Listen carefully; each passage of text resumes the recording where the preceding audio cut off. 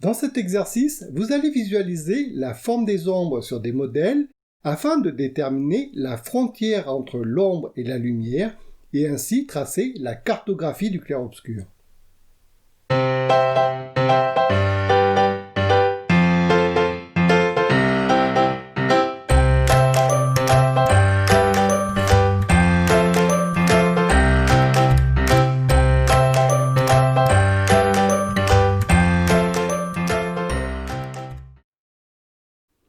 Pour réaliser cet exercice, vous aurez besoin du matériel suivant. Les modèles téléchargés et imprimés sur format A4, votre planche à dessin et de l'adhésif de peintre, 2 feuilles à dessin de format A4, un crayon HB ou B et une gomme mie-de-pain ainsi qu'un cutter et un affûtoir. Le temps de réalisation pour cet exercice est d'environ 20 à 30 minutes par modèle, soit 1h30 à 2h au total. Le modèle que j'ai choisi pour cet exercice est une représentation en 3D de la célèbre Vénus de Milo du sculpteur antique grec Alexandros d'Antioche. Ce buste en marbre a été retrouvé sur l'île grecque de Milo et il représente la déesse Aphrodite. J'ai donc soumis ce buste à des éclairages directs venant de diverses directions afin de produire de forts contrastes entre l'ombre et la lumière. Vous pourrez ainsi visualiser de manière relativement facile la forme des ombres. Commencez par imprimer la planche avec les dessins de la Vénus et reportez ces tracés sur votre feuille à dessin avec un trait fin et léger. Utilisez pour cela une fenêtre pour décalquer le modèle par transparence. Une fois vos tracés reportés et votre feuille fixée dans le bas de votre planche à dessin, imprimez les 2 planches de modèle et placez le premier au-dessus de votre feuille. Avant de débuter l'ombrage, prenez quelques instants pour observer le premier modèle. Ce modèle présente 3 zones d'ombre, une partant du visage et se prolongeant sous le cou et le haut du buste, une autre sous le sein droit ainsi qu'à l'extrémité du bras sectionné, et une dernière qui longe le côté gauche de la Vénus et se prolonge sous le sein et le ventre. Mis à part celle du visage, ces 3 zones d'ombre ont des formes nettes avec des limites bien visibles. Elles sont également assez simples et comportent peu de détails. Néanmoins, chacune de ces ombres a une forme spécifique qui est déterminée par les reliefs du buste. Il est donc important de reproduire fidèlement la forme de ces ombres afin de restituer ces reliefs. Étudiez la forme de ces ombres et n'hésitez pas à recourir à la vision des yeux mi-clos ou à un miroir noir afin de visualiser clairement leurs limites. Efforcez-vous de voir ces ombres comme s'il s'agissait de formes planes découpées dans du papier noir. Ne vous préoccupez pas des valeurs ni des transitions de certaines ombres et concentrez-vous sur les terminators qui matérialisent la limite du clair-obscur. Lorsque l'observation minutieuse de votre modèle sera terminée, débutez la phase de dessin. Alors, il est préférable de dessiner la forme des ombres en plusieurs étapes en affinant peu à peu leur tracé. Commencez ainsi par délimiter chacune des zones d'ombre par une ligne brisée qui, bien que précise, sera néanmoins schématique. Observez bien la place, la taille et la direction des lignes qui délimitent la frontière entre l'ombre et la lumière. Pour dessiner ces formes, référez-vous aux lignes de contour et aux éléments internes, notamment aux hanches, à la base des seins et à la ceinture abdominale.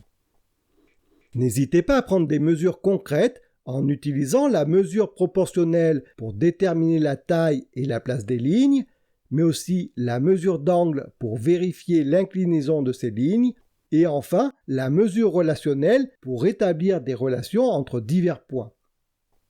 Pour une description plus détaillée de ces formes de mesure, reportez-vous au volume 2 de cette série de cours Les clés du dessin.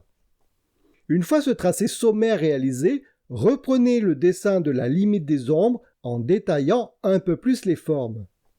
Prenez votre temps et observez attentivement le modèle pour reproduire le plus fidèlement possible la forme des ombres. À cette étape, il n'est cependant pas utile de dessiner la forme des ombres en détail, mais uniquement de préciser un peu leur contour. Par contre, vous devez être attentif à la forme de ces ombres en essayant d'identifier la façon dont leurs limites suivent les reliefs du buste. Pensez également à prendre du recul pour observer votre dessin et le comparer visuellement au modèle. Lorsque vous aurez terminé de dessiner la forme des ombres, appliquez une première valeur aux 3 zones d'ombre en utilisant le principe des hachures croisées. Il ne s'agit pas de restituer l'intensité des valeurs et encore moins leur transition, mais uniquement de matérialiser les ombres par une première valeur.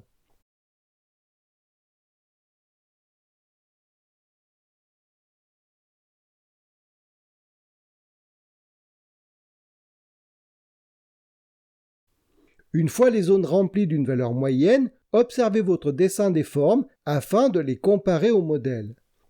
Cela devrait être plus facile car vos formes ne sont plus simplement délimitées par une ligne mais sont à présent des zones pleines comme celles du modèle.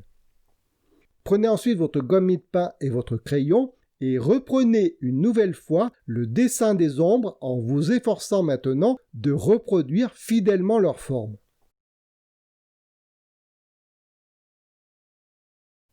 Augmentez ensuite progressivement la densité des valeurs des zones d'ombre en superposant le graphite à l'aide des hachures croisées. Cet exercice étant consacré à l'étude du clair-obscur, il n'est donc pas utile d'obtenir une valeur identique à celle du modèle, ni de chercher à restituer les transitions à l'aide de dégradés. Contentez-vous pour l'instant de reproduire la forme des ombres le plus fidèlement possible et efforcez-vous surtout de comprendre l'interaction de la lumière sur les reliefs du buste.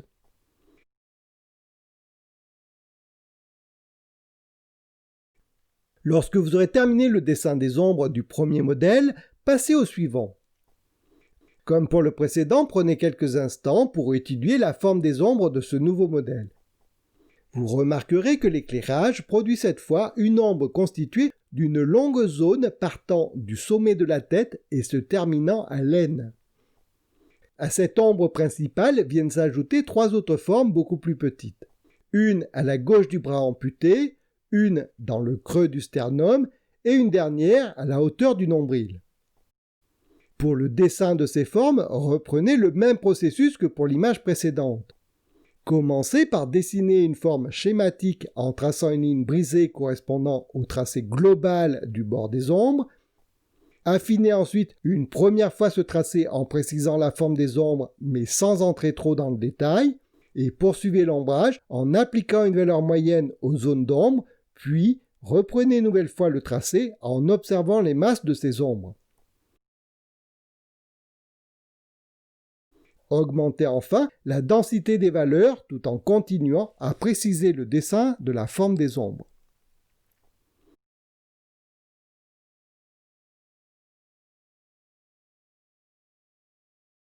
Une fois votre dessin terminé, prenez la seconde planche de modèle et reportez les tracés des bustes sur votre feuille à dessin.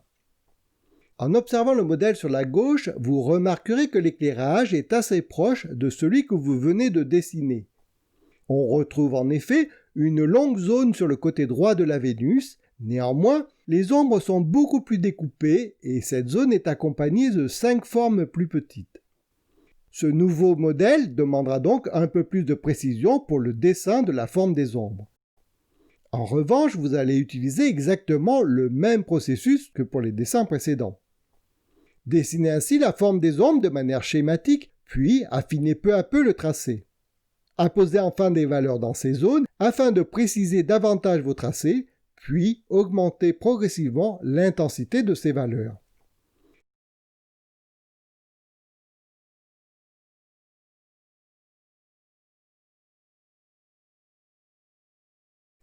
Terminez à présent l'exercice avec le dernier modèle qui présente également des formes d'ombre assez découpées mais avec un éclairage à l'opposé du précédent.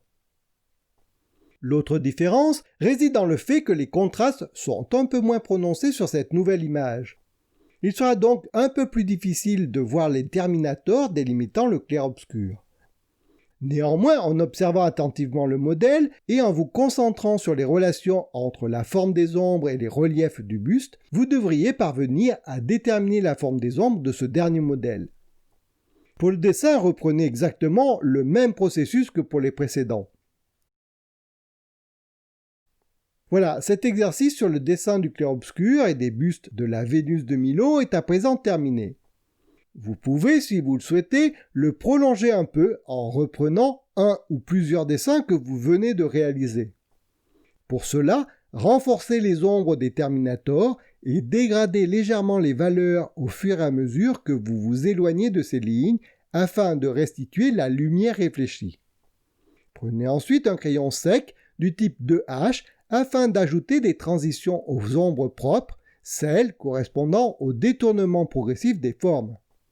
Par contre, conservez un tracé franc pour le bord des ombres portées.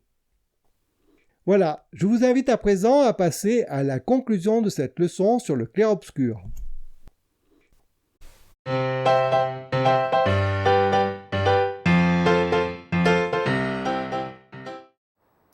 La transcription d'un modèle à l'aide de la forme des ombres permet de convertir le jeu complexe des ombres en formes définies dont on peut tracer le contour. Pour voir ces masses comme des formes délimitées, vous devez tenir compte ni des détails ni des nuances de valeur. Contentez-vous de voir votre sujet comme s'il était constitué uniquement de deux valeurs, le noir et le blanc. Pour cela, vous pouvez vous appuyer sur le terminator qui constitue la frontière entre l'ombre et la lumière. Exercez-vous au dessin du clair-obscur en prenant l'habitude de placer sur vos dessins les principales formes d'ombre. En attendant, retenez bien la clé de cette leçon. Dessiner le clair-obscur, c'est percevoir les motifs engendrés par les zones d'ombre et de lumière, tout en restituant la transition entre ces deux mondes. Lorsque vous réalisez l'ombrage d'un dessin, vous ne devez surtout pas négliger l'importance de la forme des ombres. Cependant, si la forme des ombres est importante, ce sont les transitions entre les diverses valeurs qui vont constituer la principale difficulté de l'ombrage. Dans la prochaine leçon, vous allez poursuivre l'étude des diverses façons de restituer la sensation de relief en dessin en utilisant une valeur très importante qui n'est ni vraiment une lumière ni vraiment une ombre et que l'on nomme la valeur locale. Vous verrez ainsi comment cette valeur intermédiaire peut vous aider à déterminer l'intensité des valeurs d'un sujet. Voilà, cette leçon sur la forme des ombres et l'utilisation du clair-obscur en dessin est à présent terminée, mais avant de vous quitter, je voudrais vous rapporter une citation du peintre Pierre Bonnard. « Il faut dessiner, la main légère, les formes de l'ombre. » Voilà, je vous laisse méditer cette pensée et je vous donne rendez-vous dans une prochaine leçon en vidéo. À bientôt!